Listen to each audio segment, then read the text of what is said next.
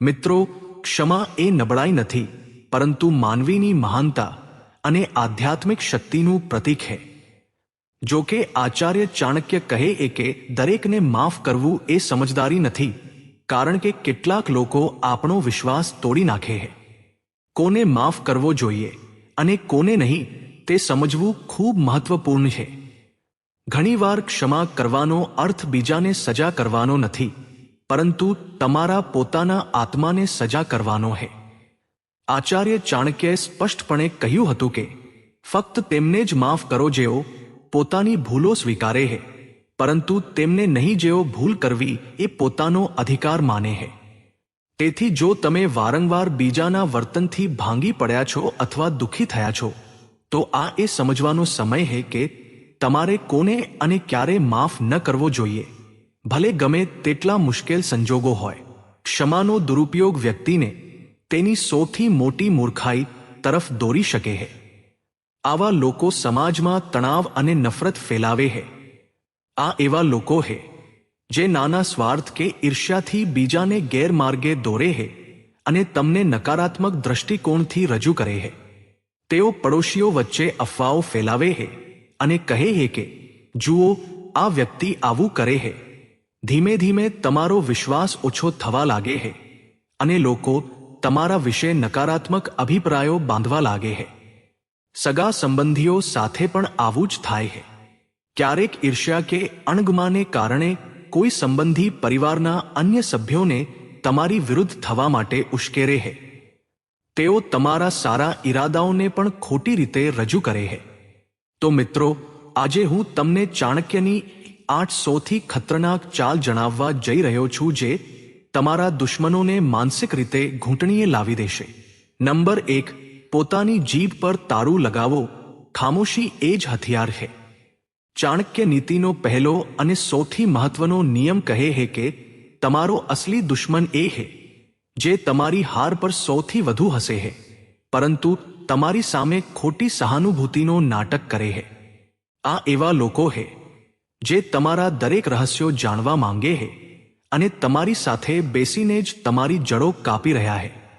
ચાણક્ય કહેતા હતા કે જંગલમાં સીધા વૃક્ષો સૌથી પહેલા કપાય છે અને તમે એ જ સીધા વૃક્ષ બનીને બેઠા છો.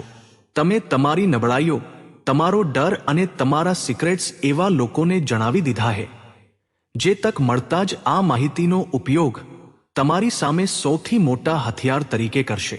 તેથી શત્રુનો સફાયો કરવાની સૌથી પહેલી ચાલ એ છે કે પોતાની જીભ પર તાળું લગાવતા શીખો. જ્યાં સુધી તમે તમારા પત્તા ખોલતા રહેશો, દુનિયા તમને મૂર્ખ બનાવતી રહેશે. તમારી ખામોશી જ તમારું સૌથી મોટું હથિયાર છે. નંબર 2, લાગણીઓ પર નિયંત્રણ રાખો.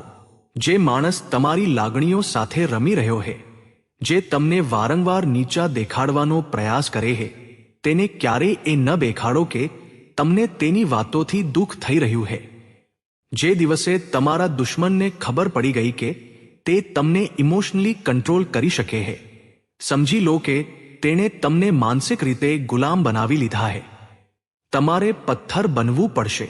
એવો પથ્થર જેના પર કોઈના મહેણા ટોણા કે ખોટા વખાણની કોઈ અસર ન થાય. જ્યારે તમારો દુશ્મન તમને ઉશ્કેરવાનો પ્રયત્ન કરે અને તમે બિલકુલ શાંત રહો, ત્યારે તે પોતે અંદરથી જળવા લાગશે અને તેની આખી રણનીતિ નિષ્ફળ જશે. નંબર 3, સીધો પડકાર નહીં, નબળા હોવાનો ભ્રમ. ચાણક્ય કહે છે કે સાપનું ઝેર જો ઓછું હોય તો પણ તેને ફૂટકારવાનું છોડવું ન જોઈએ, જેથી લોકોને લાગે કે તે ખતરનાક છે. પરંતુ જ્યારે વાત અસલી દુશ્મનની હોય, ત્યારે તમારે ફૂટકારવાનું નથી, સીધો વાર કરવાનો છે. તે પણ ત્યારે જ્યારે તેને ભનક પણ ન હોય. દુશ્મનને ક્યારે સીધો ચેલેન્જ ન કરો. તેને એવો અહેસાસ કરાવો કે તમે તો ખૂબ નબળા છો, તમે કંઈ કરી જ નથી શકતા. તેને ઓવર કોન્ફિડન્સમાં જીવવા દો. જ્યારે દુશ્મનને લાગે છે કે તે જીતી ગયો છે, ત્યારે તે સૌથી વધુ ભૂલો કરે છે અને એ જ તમારી જીતનો રસ્તો બને છે. તેને અનુભવવા દો કે તે તમારા કરતાં વધુ સ્માર્ટ છે, જેથી તે પોતાના સુરક્ષાના તમામ કવચ હટાવી દે. નંબર 4, દુશ્મનની તાકાતને જ તેની નબળાઈ બનાવો. દરેક માણસની કોઈને કોઈ નબળાઈ જરૂર હોય છે. તમારે બસ શાંતિથી બેસીને તેને ઓબ્ઝર્વ કરવાનો છે. જે માણસ ખૂબ જલ્દી ગુસ્સે થઈ જાય છે તેને હરાવવો સૌથી સરળ છે, કારણ કે ગુસ્સામાં માણસનું મગજ કામ કરતું બંધ થઈ જાય છે. તમારે બસ યોગ્ય સમયે એક નાની ચિંગારી લગાવવાની છે અને તે પોતાના જ ગુસ્સાની આગમાં બળીને ખાખ થઈ જશે. જે લોભી છે તેને લોભની લાલચ આપો, તે પોતે જ તમારી જાળમાં ફસાઈ જશે. પરંતુ આના માટે તમારામાં ભયંકર ધીરજ હોવી જોઈએ. સમજદાર શિકારી પોતાના શિકાર માટે કલાકો, દિવસો કે મહિનાઓ સુધી રાહ જોતો હોય છે. દુશ્મનને જડથી ખતમ કરવા માટે ક્યારેય ઉતાવળ ન કરો. નંબર 5, દુશ્મનના નેટવર્કને તોડો. એકલો માણસ ક્યારેય એટલો ખતરનાક નથી હોતો. ખતરનાક હોય છે તેનું એ નેટવર્ક અને સહયોગીઓ જે તેને બચાવે છે. તમારે એ નેટવર્કને કાપવાનું છે. તેના આસપાસના લોકોના મનમાં તેના માટે શંકા પેદા કરવાની છે. ચાણક્ય આ નીતિને ભેદ કહે છે, એટલે કે ફૂટ પડાવવી.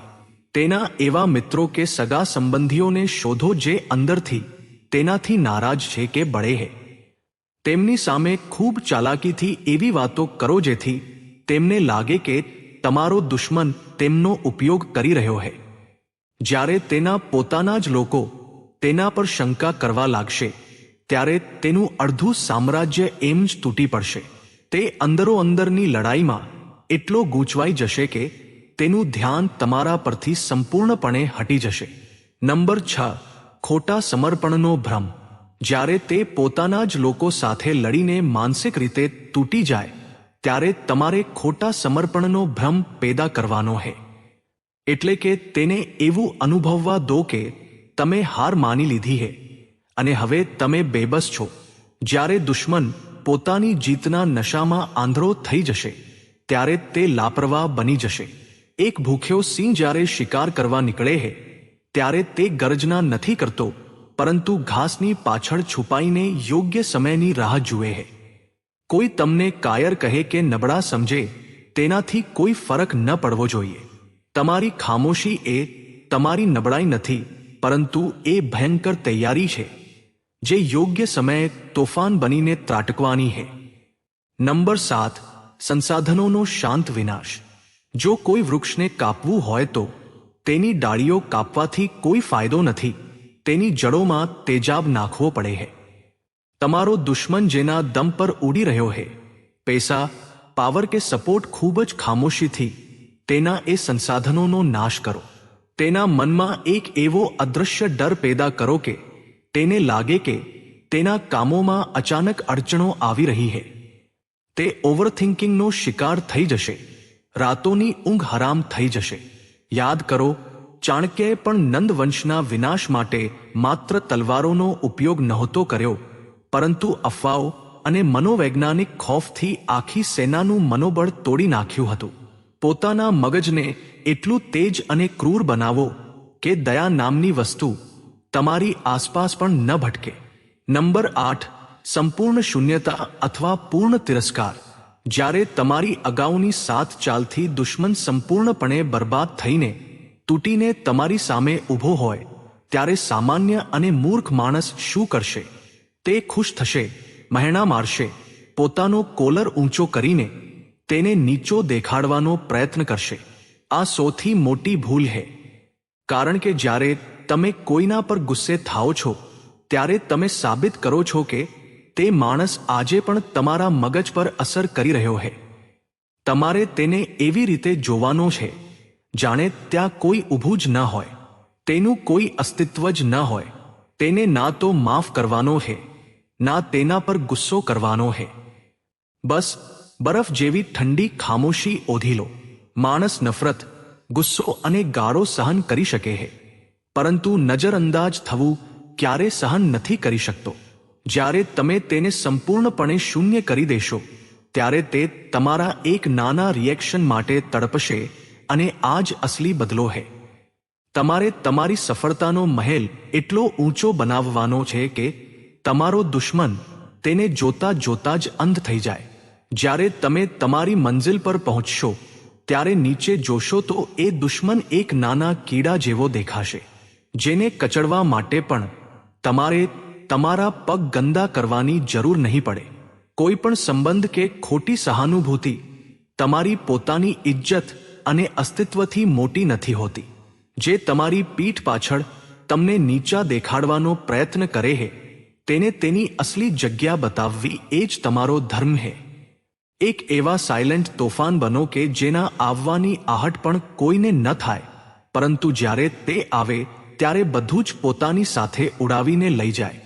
તો મિત્રો, ચાણક્યનો સિદ્ધાંત ખૂબ જ સ્પષ્ટ હતો કે જે વ્યક્તિ તમારો આદર નથી કરતો તે તમારો મિત્ર બની શકતો નથી.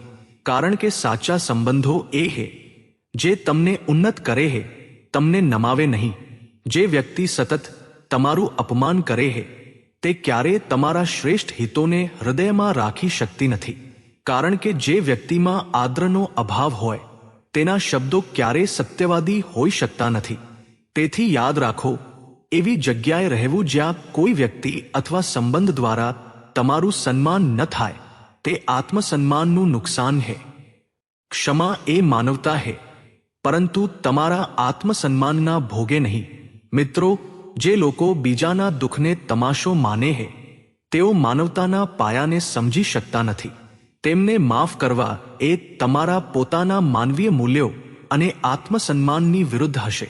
કારણ કે માફ કરવાનો અર્થ એ પણ થઈ શકે કે તમે તેમના અન્યાયી વર્તનને આધીન થઈ રહ્યા છો. ટૂંકમાં, જે લોકો બીજાના દુઃખમાં આનંદ મેળવે છે, પછી ભલે તે પડોશીઓ હોય કે સંબંધીઓ, તેમની સાથે સંબંધો જાળવી રાખવા એ તમારા જીવન અને માનસિક શાંતિ માટે હાનિકારક છે. આવા વ્યક્તિઓથી અંતર જાળવવું એ જ સૌથી સલામત અને સમજદારીભર્યું પગલું છે. જીવનમાં સાચી શાંતિ ત્યારે જ મળે છે જ્યારે આપણે સમજી શકીએ કે ક્યારે માફ કરવું અને ક્યારે સીમારેખા દોરવી. કારણ કે યાદ રાખો કે જે દિવસે તમે યોગ્ય લોકોને માફ કરશો તે દિવસે તમે તમારા મનમાં શાંતિ મેળવશો, અને જે દિવસે તમે ખોટા લોકોને માફ કરશો તે દિવસે તમે તમારા પોતાના દુઃખનું કારણ બનશો. તો મિત્રો, હવેથી તમારા જીવનમાં યોગ્ય લોકોને સ્વીકારો અને ખોટા લોકોથી દૂર રહો. તો મિત્રો, જો તમને આ વિડિયો ગમ્યો હોય તો કૃપા કરીને તેને લાઈક અને શેર કરો. જીવનના મહત્વપૂર્ણ પાઠ શીખવા માટે અમારી ચેનલને સબસ્ક્રાઇબ કરવાનું ભૂલશો નહીં. યાદ રાખો, જ્ઞાની વ્યક્તિ તે છે જે માફ કરવાનું જાણે છે, પણ તેનાથી પણ વધુ જ્ઞાની તે છે જે જાણે છે કે ક્યારે માફ કરવું અને ક્યારે ના કહીને પોતાનું રક્ષણ કરવું. મિત્રો, આજના માટે બસ આટલું જ. આગામી ચાણક્ય નીતિ સાથે ફરી મળીશું. ત્યાં સુધી બધાને જય શ્રી કૃષ્ણ. વિડીયોના અંત સુધી બન્યા રહેવા માટે ધન્યવાદ. તમારો દિવસ શુભ રહે.